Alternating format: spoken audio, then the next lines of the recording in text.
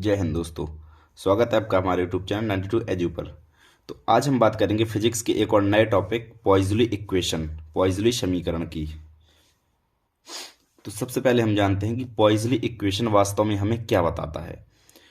अब ध्यान सुनो, पॉइज़ली इक्वेशन हमें बताता है एकांक समय में किसी भी द्रव का प्रवाह है। मतलब एकांक समय में जितना द्रव बहा, मतलब जितना प्रवाहित हुआ द्रव, उसका वॉल्यूम बताता है।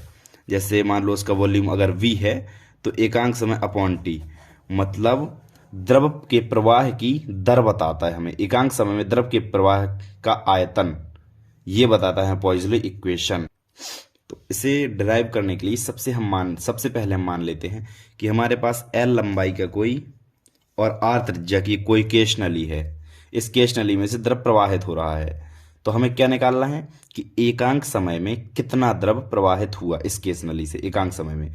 तो इसका एक क्रॉस सेक्शनल एरिया, जिसे हमने जूम इन में यहाँ पर बना लिया है, मतलब ऐसे सीधा करने में ये कैसा दिख रहा है। अब हमें इस पूरे, एक तो पूरे से निकालना है, तो पूरे के लिए सबसे पहले हम क्या लिखते हैं, एक छोटा सा क्षेत्रफल लेते हैं, फिर उसका पूरा इंटीग्रेशन कर देते हैं। इसलिए हमने यहाँ पर एक छोटा सा लिया है, छोटा सा एरिया लिया है यहाँ पर। अब फिर पहले हम इसके लिए निकालेंगे कि इसके लिए जो एकांक समय में कितना प्रवाहित हो रहा है द्रव, उसके लिए निकालेंगे, उसका इंटीग्रेशन कर देंगे तो फिर पूरे के लिए निकल आएगा। तो पॉइज़ली ने ये इक्वेशन डिराइव करने के लिए सबसे पहले कुछ परिकल्पनाएं की। सबसे पहले हम उन परिकल्पनाओं को जानते हैं, जो कि सबसे पहली परिकल्पना है कि नली जो है क्षैतिज होती है, क्षैतिज होगी। और मतलब उस पर जो गुरुत्वाकर्षण बल है, अगर हम नली मान लो इसे हम ऐसे ले लें, जैसे इस प्रकार से ले लें हम ऐसे ऐसे, तो इस पर जब द्रव ऊपर जाएगा या फिर नीचे आएगा तो ग्रेविटी का तो प्रभाव पड़ेगा उसमें। तो इसलिए हम नली इस प्रकार से लेते हैं कि उस पर ग्रेविटी का कोई प्रभाव ना पड़े। पहला कि गुरुत्व पर, पहला बताया कि नली क्षैतिज है जिस पर गुरुत्व का कोई प्रभाव नहीं पड़ता। ठीक है, पहला ये बताया। अब दूसरा क्या बताया, दूसरा ये बताया कि नली के जो स्पर्श रहता है, मतलब दीवार के संपर्क वाली जो द्रव की परत रहती है। अब यहाँ पर द्रव की परत ये है, दीवार के बिल्कुल संपर्क में है, तो यहाँ पर वेग जो होगा, वेग वहाँ पर जीरो होता है। यहाँ पर वेलोसिटी होती है जीरो, जो बिल्कुल संपर्क में होती है यहाँ वाली परत की।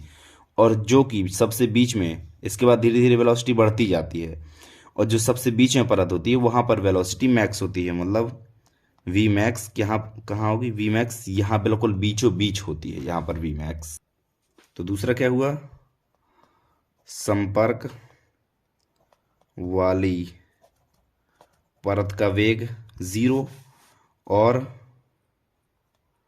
अक्ष वाली परत का वेग मैक्स। फिर उसके बाद तीसरे नंबर का कि जो द्रव का प्रवाह है वो होना चाहिए हमारा धारा रेखीय प्रवाह है। द्रव का प्रवाह होना चाहिए धारा रेखीय प्रवाह, स्ट्रीमलाइन फ्लो या फिर स्टेडी फ्लो। अगर धारा रेखीय प्रवाह नहीं होगा तो यहाँ पर कहीं टर्बुलेंट फ्लो, तो ऐसे दीवारों से बार बार टकराएगा यहाँ वहाँ। तो टर्बुलेंट फ्लो के लिए ये इक्वेशन नहीं है, ये है धारा रेखीय प्रवाह स्ट्रीमलाइन फ्लो के लिए। और अगला है कि जो काइनेटिक एनर्जी है इसकी, मतलब जो द्रव बह रहा है इसमें बिल्कुल धीरे धीरे बह रहा है, यहाँ पर बिल्कुल धीरे से निकल रहा है द्रव। मतलब काइनेटिक एनर्जी जो है बहुत ही लो है। काइनेटिक एनर्जी मतलब द्रव का प्रवाह स्थायी है और धारा रेखीय है। और इसमें दाबांतर, मतलब P जो है दाबांतर equal to P1 minus P2। अब देखो P1 माइनस, यहाँ से हमने माना कि इस तरफ से कोई प्रेशर है जो P1 लग रहा है और इस तरफ से लग रहा है प्रेशर P2।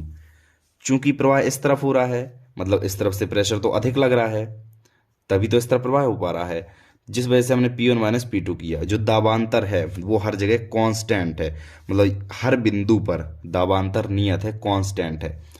ये चार पांच चीजें हैं, जब ये चीजें होती हैं तब ये इक्वेशन वहां पर लगता है। तो चलिए इस इक्वेशन को हम डिराइव करते हैं।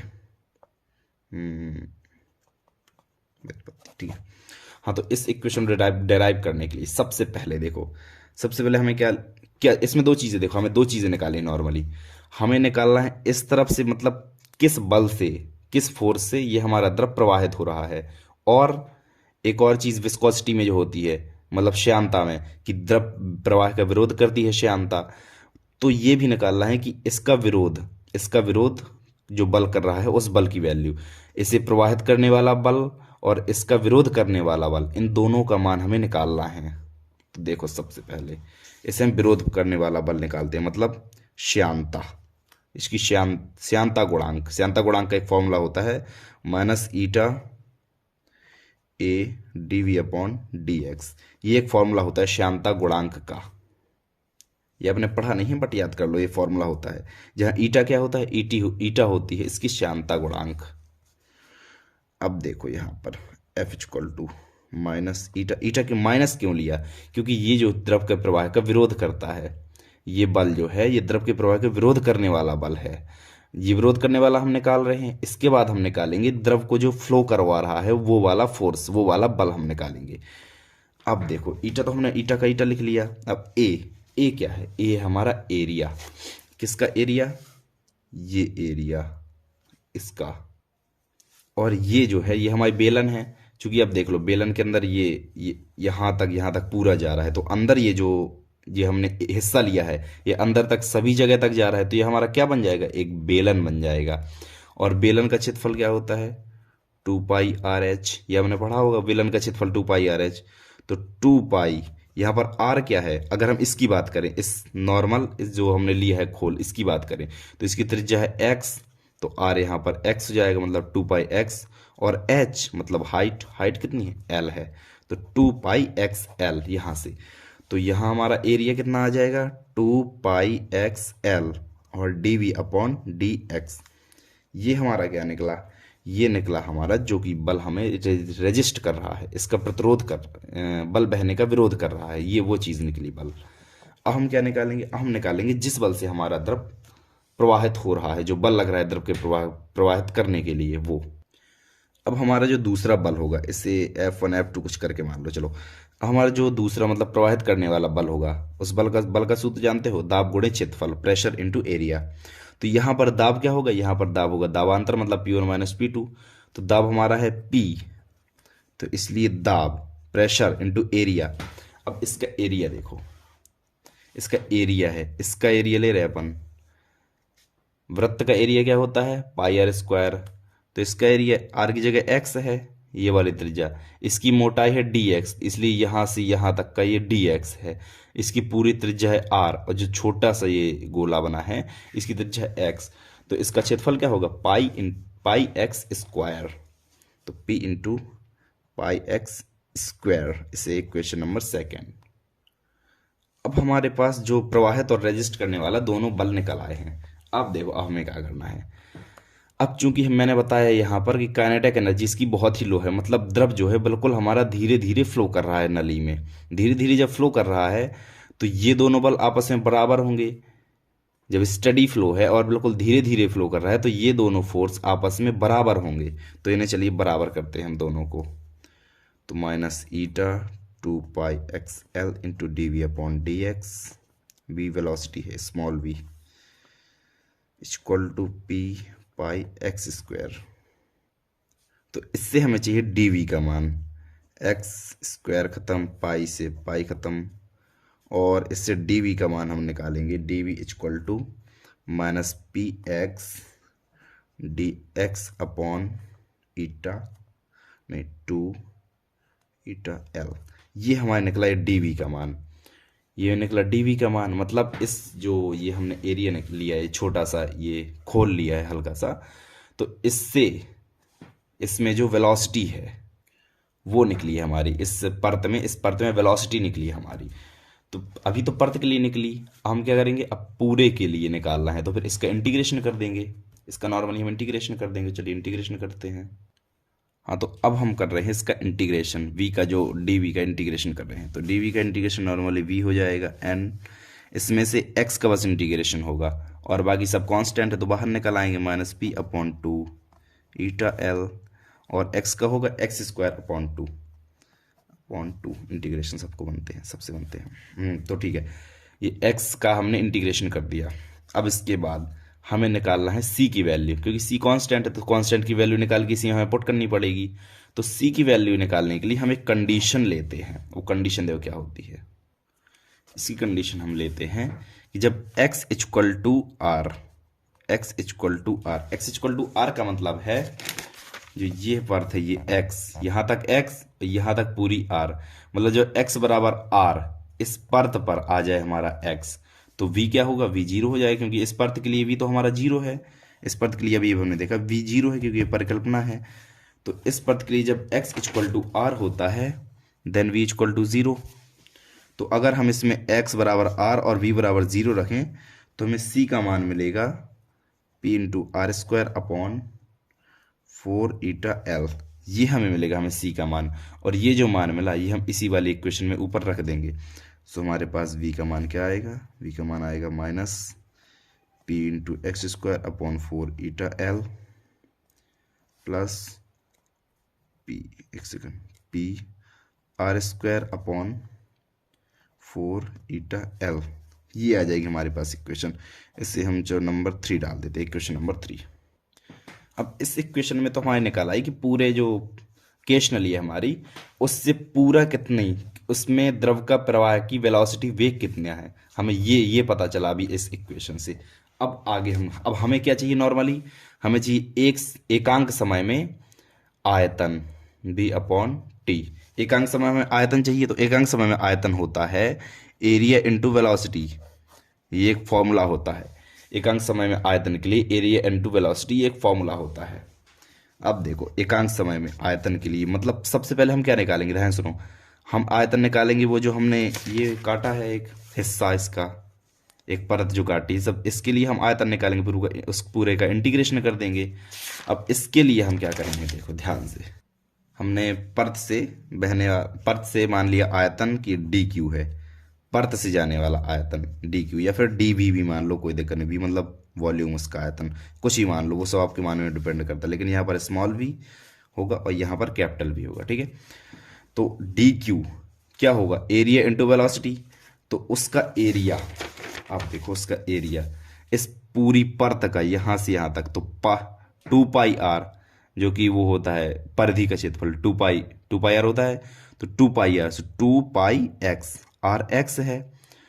अभी तो हमारा इसका निकला कि इसका एरिया, फिर इतनी मोटी भी है ये, तो इसकी मोटाई का गुणा करेंगे, सो क्या हो जाएगा 2 pi X into D X, 2 pi X into D X into velocity कितनी है, वेलोसिटी को हम स्मॉल बी, जो कि हमारी ये निकली, अभी हम स्मॉल बी लिख दिया, अब इसका अब ये मान हम रखेंगे इसमें।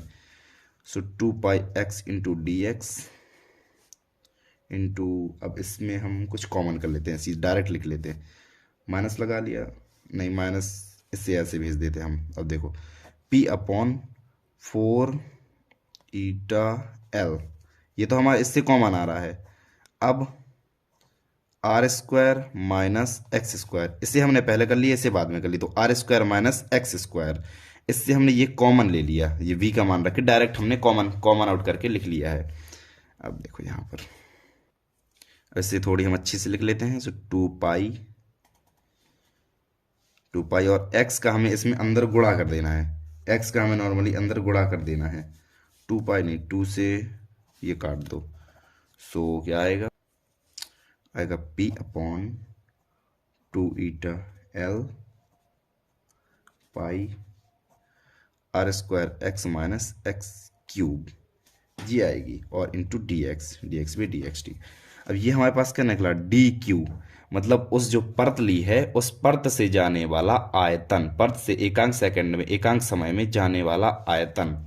अब हम क्या करेंगे, हमें तो पूरी का चाहिए, पूरी केस नली जाने वाला, तो पूरे का इंटीग्रेशन कर देंगे। सो इसका integration d q is equal to, ये तो हमारा पूरा कांस्टेंट है, ये हमारा बाहर आ जाएगा, so p pi upon 2 eta L और integration of X R square x minus x cube into D X. अब यहाँ पर देखो, यहाँ पर हम कांस्टेंट नहीं जोड़ेंगे क्योंकि हम लिमिट लगाएंगे, और लिमिट क्या होगी, ध्यान से, लिमिट क्या होगी, लिमिट होगी हमारी 0 से r। अब ये क्यों होगी, यहाँ पर देखो, हमें कहाँ से कहाँ तक चाहिए, हमें यहाँ से, मतलब इसमें चाहे यहाँ से चाहे किसी में भी देख लो, हमें चाहिए यहाँ से और यहाँ तक की, मतलब पूरी हमें लेयर की चाहिए। अभी हमने थोड़ी सी निकाली तो यहाँ से यहाँ तक थोड़ी सा कर लिया, हमें यहाँ से पूरी लेयर तक की चाहिए कि यहाँ से पूरी केश नली में कितना द्रव जाएगा एकांक सेकंड।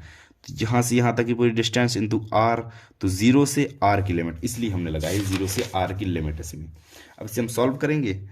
सो P pi upon 2 eta L, इसका R square into x square upon 2 minus X की पावर 4 अपॉन 4, ये लिमिट होगी 0 से r। अब इसमें लिमिट हम रखते हैं।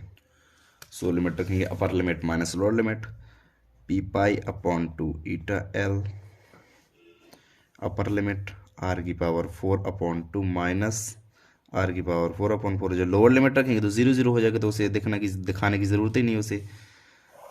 यहाँ तक हमारा हो गया। अब यहाँ से देखो हमारे क्या निकला इंटीग्रेशन, तो क्यू का मान निकला। So Q equal to P pi upon 2 eta L.